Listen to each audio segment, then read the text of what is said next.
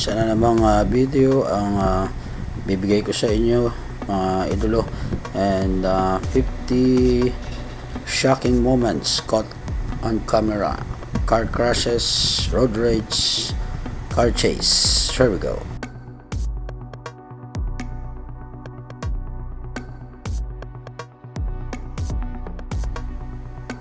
Video na ito at ang mga eksena na nakapaloob sa video na ito ay papakita o nagpapaalala lamang dun sa mga individual na nasa lansangan na maging alerto, at sa mga drivers na magkaroon ng extra ingat, no, sa pagmamaneho, at sumunod sa batas trapiko. Huwag gawing racetrack ang pampublikong sasakdaanan. So isang like, isang comment at isang share guys sa video para marami tayong mahatiran ng mga ganitong klaseng video. And sa mga hindi pa nakapag-subscribe, subscribe na rin po at pakipindot na rin ang notification bell para maging updated kayo sa anumang every time na mag-upload ako ng mga ganitong klaseng video. Salamat.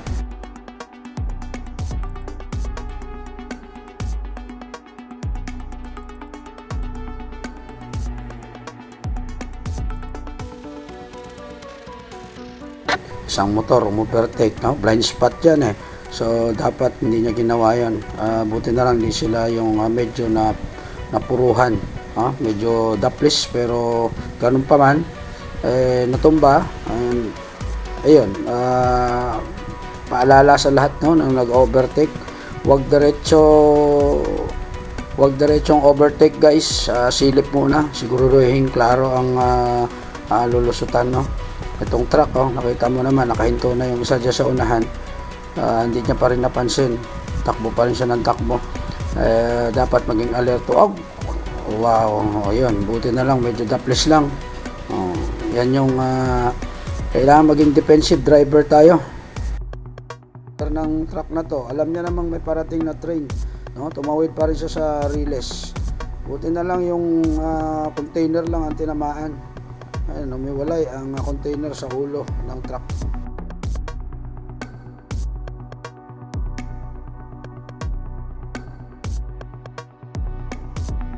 Santang kamuting driver ng truck, pwede namang uminto, di ba?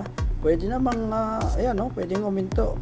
Kailangan pang lusutin yan. Alam niya namang masikip. Tingnan mo, nakadamay, dalawang kotse, tumaob pa siya. Ayan, dapat guys, no, preno kung kailangan.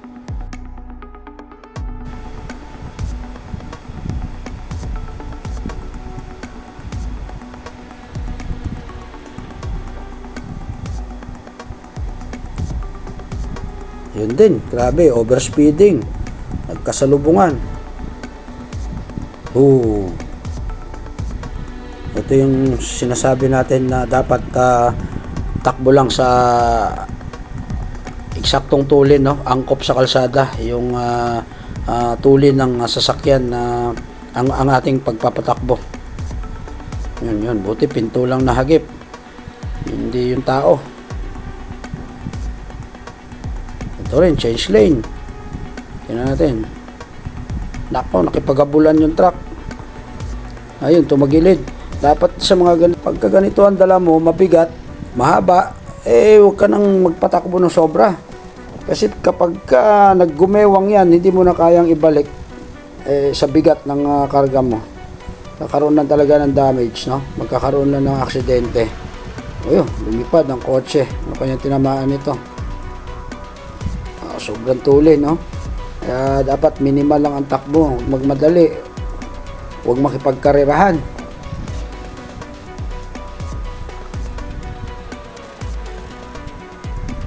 Yung towing, di niya alam na yung kotse o yung kanyang boom, no? At dami tuloy na damage, no? May bitbit siyang kotse, tumama pa dito sa isang nakapark.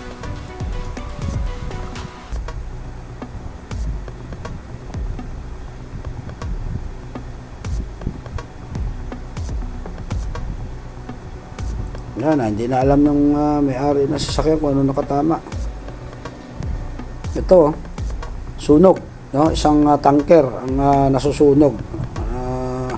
Tingnan nyo, bus ang harapan yan, parang ang tanker, no, yung mismong pinaka-deposit ng langis sa butas, no, kaya kumalat ang apoy dyan sa kalsada. Ayan, medyo inaapula na.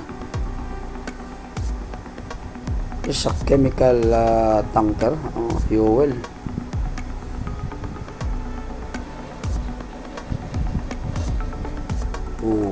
Yan, banggaan. Pag malaking crossing, at alam nyo naman, approaching tayo sa crossing, guys, mga kapwa ko drivers, slow down na, no? Crossing, pedestrian, dapat naka-slow down na tayo. Dapat lagi nating iniisip yun sa pagdadrive para hindi tayo nakaka-aksidente, hindi tayo ma-aksidente at hindi tayo makaka-aksidente ng iba, no? Hindi tayo makasira ng ibang property. Sobrang tulin ng puting sedan. Kasi kung hindi matulin yan, hindi yan lilipad kahit pag bumangga, no? So, sobrang tulin niya. Kaya pag bangga niya, sabay kabig ng manibela, ay talagang lilipad.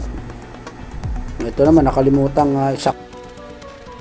tapakan ng brake. Kaya, instead siguro na preno, accelerator. Kaya yun, lumagpas sa parking.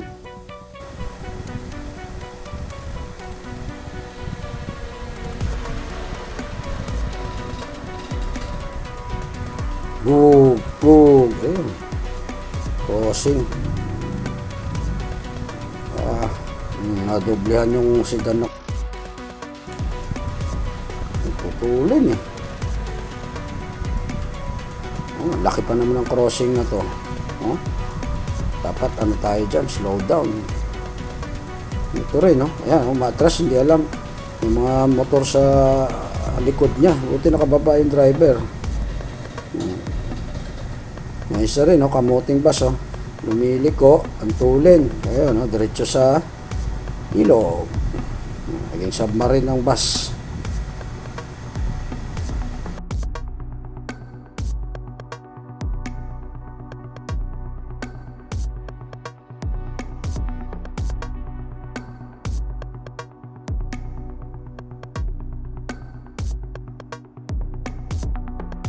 Yan mo guys, no, mga idol, madalas aksidente sa crossing, no, kasi nga go overspeed pa rin dapat nga, di ba, pagka crossing tayo, slow down, no, para maiwasan natin yung aksidente. Ito rin, sa tulin, gumewang, hindi na makontrol ang sasakyan, ang manibela.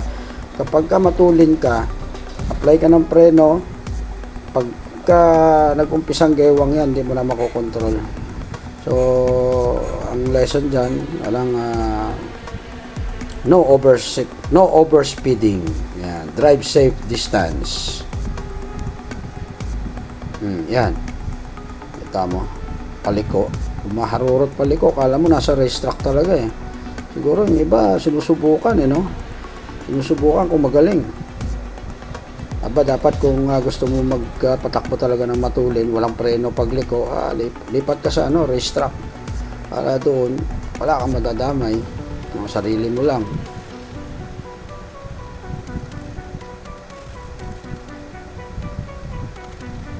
Ito, mahaba. Ano kaya mangyayari dito? Ayun! Yung pintuan niya pala bukas. Sinabit niya yung kotse, tangay, baliktad pa. Asa sandwich yung dalawang sasakyan. Ang galing nitong kamote na driver nitong truck. Nakita niya nakahilera na naka-overspeed pa rin siya, matulin pa rin. Tulog. Grabe, sandwich yung dalawa.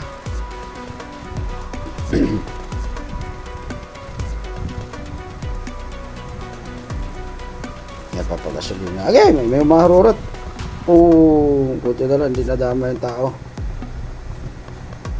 Galing sa highway biglang kaabig parang mga walang preno yung sasakyan na papanood natin.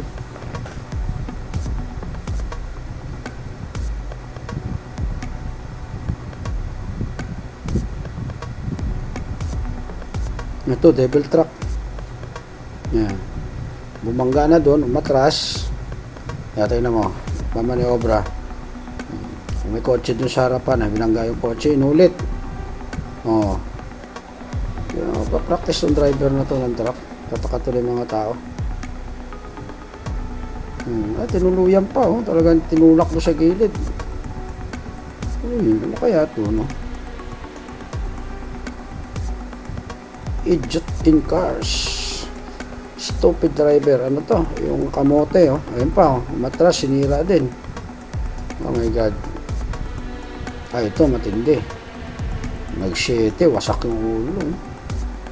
Sumite yung 40-footer ba yan tawag? At kaya siya pumreno, no? Sobrang preno yun, ang haba ng dala. Pag ganyan, bahala na kayo, paulit-ulit ko na rin sinabi doon sa mga nagdadala ng mga ganyang kahaba, ang takbo nyo dapat minimal lang talaga. Ito hindi to fault ng driver, no? Na may tumalsik na gulong. Yan, dahil highway, ayun, lumipad, nadamay. Wow, wasak. Pagtawid,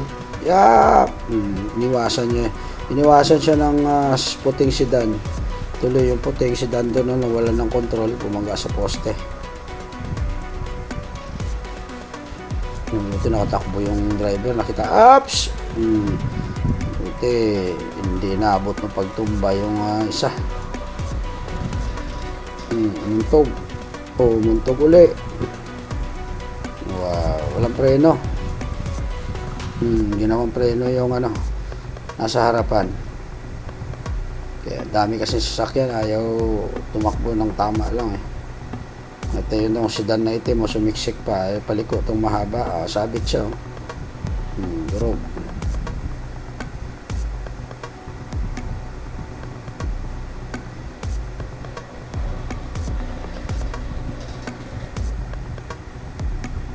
Isang kumaliwa, isang kakaliwa, isang overtake.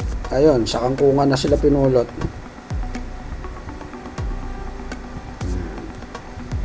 Tingin-tingin din sa side mirror, mga kapwa driver, bago kumaliwa.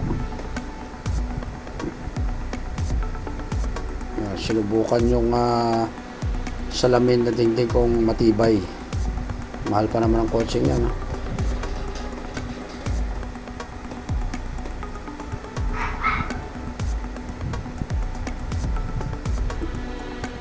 Yun. Ito, pa-part na lang yung puting sedan. May umaharurot pala sa likod. Yun, no? Damay-damay na. Still overspeeding. Hindi alam nitong malaking truck na hila-hila niya yung kotse. Nasabitan niya. Tangay-tangay na ngayon yan. Wow, galing. Nakalusot do sa una, sa pangalawa hindi. Ito rin, no? Ayan, karera pa more. Ganyan yan, pagka nakikipagabulan, yan, no? Gabulan, karera. Karera kayo sa pampublikong kalsada, yan ang mangyayari.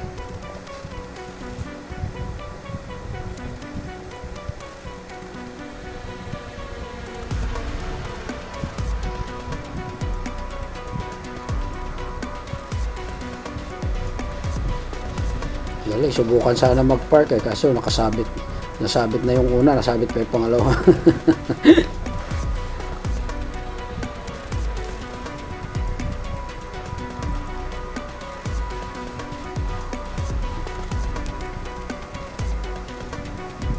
Uy, hindi na natin nakita, no? Pero natanggal siguro yung pintuan, no? Nalaglag lahat ng kargang gasol. Pabuti wala na isang sumabog. Parang mga prutas, parang mga watermelon lang. Banking pa more. Sa mga idol, hanggang dito na lang. Kung nagustuhan ng video, isang like naman dyan, isang comment, isang share, at subscribe. And pakipindot na rin ang notification bell para updated kayo sa tuwing mag-upload ako ng ganitong video. Thank you!